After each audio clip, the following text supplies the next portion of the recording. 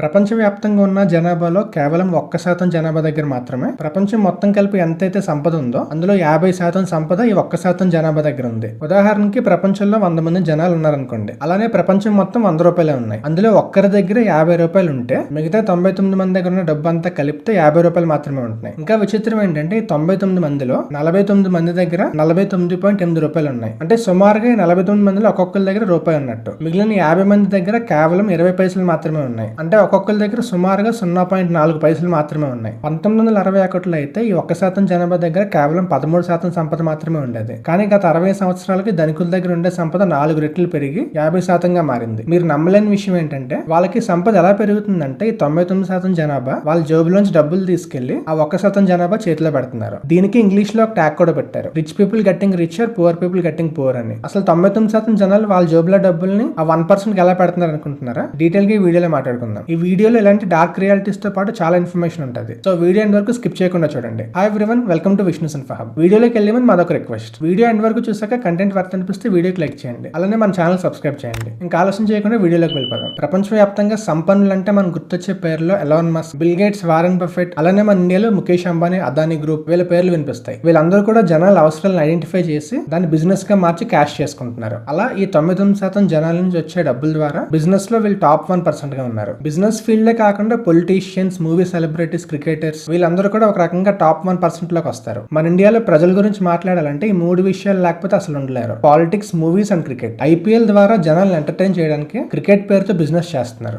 IPL owners అందరూ కూడా big షాట్సే. వాళ్ళ కంపెనీస్ ని ప్రమోట్ చేసుకోవడానికి ఐపీఎల్ ఫ్రాంచైజెస్ తీసుకుంటున్నారు. ముఖేష్ అంబానీ ముంబై ఇండియన్స్ ద్వారా రిలయన్స్ బ్రాండ్ వాల్యూని, అలానే Sunrisers Hyderabad Sun Network ని, అలానే వివిధ ఐపీఎల్ ఫ్రాంచైజెస్ వాళ్ళ కంపెనీస్ ని మార్కెటింగ్ చేసుకుంటున్నారు. ఇంకా ఐపీఎల్ కూడా ఎక్కువ చూసేది 99% జనాభానే. మన డబ్బులతో మ్యాచ్ టికెట్స్ అని, ఓటీటీ సబ్స్క్రిప్షన్స్ అని చెప్పి క్రికెట్ మ్యాచెస్ చూడడానికి స్పెండ్ చేస్తాం. ఇంకా క్రికెట్ వల్ల వచ్చే స్పాన్సర్షిప్స్, మార్కెటింగ్ వల్ల మన మైండ్ లో ఆ కంపెనీస్ నోట్ అయ్యి ఆ కంపెనీ ప్రొడక్ట్స్ కొనడానికి ఇష్టపడతాం. ఇలా క్రికెట్ ద్వారా 99% జనాభా నుంచి సంపద అనేది 1% వాళ్ళ చేతిలో పడుతుంది. సినిమా ఫీల్డ్ లో కూడా ఇలానే ప్రొడ్యూసర్స్ కొన్ని వేల కోట్లు పెట్టి మూవీస్ తీస్తారు. సో ఆ మూవీస్ ని మార్కెట్ చేసి జనాలను థియేటర్ రప్పిస్తారు. అలా కలెక్షన్ ద్వారా వచ్చిన డబ్బుల్ని వీళ్ళు క్యాష్ చేసుకుని ప్రాఫిట్ సంపాదిస్తున్నారు. వీళ్ళ సినిమాస్ ని ఎక్కువ చూసేది 99% పీపుల్ లో ఉన్న మిడిల్ క్లాస్ వాళ్ళే. ఇంకా పాలిటిక్స్ గురించి చెప్పాల్సిన అవసరం లేదు. ఎలక్షన్స్ ముందు వచ్చేస్తా అని చెప్పి హామీలు ఇస్తారు. పవర్ లోకి వచ్చాక మనం కట్టే ట్యాక్సెస్ తో వాళ్ళ ఇన్వెస్ట్మెంట్ రికవర్ చేసుకుంటారు. ఇలా బిజినెస్ పీపుల్ గానీ, క్రికెట్ ఫీల్డ్ గానీ, మూవీస్ గానీ, పాలిటిక్స్ గానీ వీళ్ళందరికీ కామన్ గా ఉండే టార్గెట్ ఆడియన్స్ ఈ 99% లో ఉండే middle class and lower middle class people మాత్రమే. ఇలా ఈ 1% పీపుల్ వెల్త్ క్రియేట్ చేసుకుంటున్నారు. 1961 లో ఈ 1% పీపుల్ దగ్గర 13% సంపద ఉండదని మాట్లాడుకున్నాం కదా. ఎందుకంటే ఆ రోజుల్లో ఎంటర్టైన్మెంట్ అంత పాపులర్ కాదు. మూవీస్ కానీ, క్రికెట్ గానీ ఇప్పుడున్నంత క్రేజ్ అప్పుడు ఉండేది కాదు. ఇంకా లైఫ్ స్టైల్ కూడా అందరికి సింపుల్ గా ఉండేది. కానీ ఇప్పుడు వెస్ట్రన్ కల్చర్ రావడం వల్ల,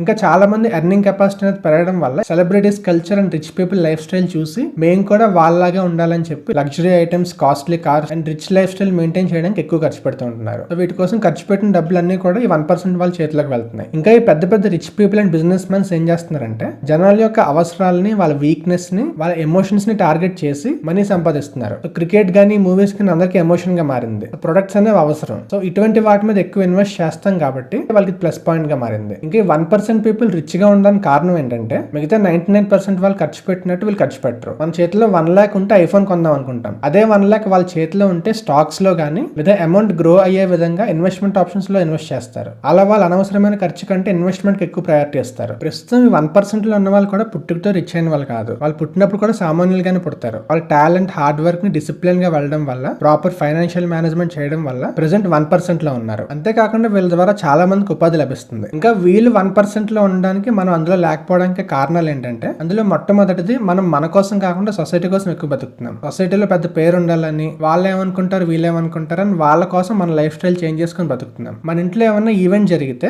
పెళ్లి గానీ, ఫంక్షన్ గానీ ఇటువంటివి, అప్పటి వరకు మన దగ్గర ఉన్న డబ్బులంతా కూడా ఫంక్షన్ గ్రాండ్ గా జరగాలని చెప్పి ఇంత బాగా జరిపారు అని సొసైటీలో గొప్ప పేరు తెచ్చుకోవడానికి చేస్తూ ఉంటాం. ఒకవేళ ఆ టైంకి చేతిలో డబ్బులు లేకపోతే అప్పు చేసి మరీ గ్రాండ్ గా చేస్తాం. ఇంకా ఈ 99% పీపుల్ చేసే మిస్టేక్ ఏంటంటే కెరియర్ స్టార్టింగ్ స్టేజ్ లో ఉన్నప్పుడే లోన్ పెట్టుకొని కార్ తీసుకోవడం, హౌస్ తీసుకోవడం. దీనివల్ల ఆల్మోస్ట్ 20 years లాక్ అయిపోతారు. వచ్చే శాలరీ అంతా లోన్స్ కి, మెయింటెనెన్స్ కి సరిపోతుంది. జాబ్ కాకుండా ఇంకా ఏమైనా చేద్దామన్నా బ్యాక్గ్రౌండ్ లో లోన్స్ ఎక్కువ ఉండడం వల్ల ధైర్యం సరిపోదు. ఇదే 1% వాళ్ళకి 99% వాళ్ళకి తేడా. 1% పీపుల్ ఏం చేస్తారంటే కెరియర్ స్టార్టింగ్ స్టేజ్ లో ఉన్నప్పుడు ఇటువంటి వెనక్కి లాగే పనులు చేయరు. వాళ్ళ ఫోకస్ అంతా కూడా వాళ్ళ టార్గెట్ మీద ఉంటుంది. వాళ్ళ దగ్గర అమౌంట్ ఉంటే వాళ్ళ టార్గెట్ రీచ్ అవ్వడానికి ఇన్వెస్ట్ చేస్తారు కానీ సొసైటీలో షో ఆఫ్ కోసం, నైబర్స్ కోసం చేయరు. వాళ్ళకి అవుట్ సైడ్ నుంచి వచ్చే నాయిస్ ని పక్కన పెట్టేసి వాళ్ళు అనుకున్నది సాధించాలి అనే గోల్ తప్ప ఇంకేమీ ఉండదు. అండ్ వాళ్ళ గోల్స్ మీద ఈజీగా గివ్ అప్ చేయరు. మనం ఏం చేస్తామంటే ఏదైనా ట్రై చేసినప్పుడు రిజల్ట్ రాకపోతే గివ్ అప్ చేసేస్తాం. కానీ వాళ్ళు అలా కాదు. వాళ్ళు చేసే పనిని ఒక తపస్సులాగా ఫీల్ అయ్యి స్టెప్ బై స్టెప్ ఇంప్రూవ్ అవుతూ ఉంటారు. దానివల్ల ఇనిషియల్ డేస్ లో వాళ్ళకి రిటర్న్స్ కనిపించకపోయినా లాంగ్ టర్మ్ లో వెల్త్ కనిపిస్తుంది. సరైన target, dedication, hard work and proper discipline ఇవన్నీ ఉంటే మనం కూడా 1% పీపుల్ లో జాయిన్ అయ్యే అవకాశం ఉంటుంది. కొంతమంది మైండ్ సెట్ ఎలా ఉంటదంటే రిస్క్ చేయడానికి ఎక్కువ ఇష్టపడరు. ఉన్న దాంట్లోనే హ్యాపీగా ఫీల్ అయ్యి పీస్ఫుల్ లైఫ్ ని లీడ్ చేస్తారు. అది కూడా ఒక రకంగా మంచి విషయమే. ఎందుకంటే ఇలా ఆలోచించే వాళ్ళ దగ్గర ఉండే హ్యాపీనెస్ అండ్ పీస్ఫుల్ మైండ్ అనేది 1% వాళ్ళ దగ్గర ఉండదు. వాళ్ళ మైండ్ ఎప్పుడు కూడా స్ట్రెస్ఫుల్ గా, టెన్షన్స్ తో ఎక్కువ ఉంటది. ఒకటి కావాలంటే ఒకటి వదిలేసుకోవాలి. మనీ ప్రయారిటీ అనుకుంటే పీస్ ఆఫ్ మైండ్ దూరం చేసుకోవాల్సి వస్తుంది. లేదు పీస్ ఆఫ్ మైండ్ కావాలంటే మనీని దూరం చేసుకోవాల్సి వస్తుంది. ఎవరి ఒపీనియన్ వాళ్ళది. అందరూ కూడా 1% టార్గెట్ రీచ్ అవడం చాలా కష్టం అవుతుంది. మనం చేయాల్సింది ఒకటే, మనం అనుకున్న టార్గెట్ కి ప్రయత్నిస్తూ ఉండాలి. సక్సెస్ అయితే హ్యాపీ, ఒకవేళ అవ్వలేకపోతే ఉన్నదంతా హ్యాపీగా ఫీల్ అవ్వాలి. అలా అనుకుంటేనే లైఫ్ ముందుకెళ్తుంది. ఈ వీడియో మీద మీ ఒపీనియన్ కామెంట్ లో మెన్షన్ చేయండి.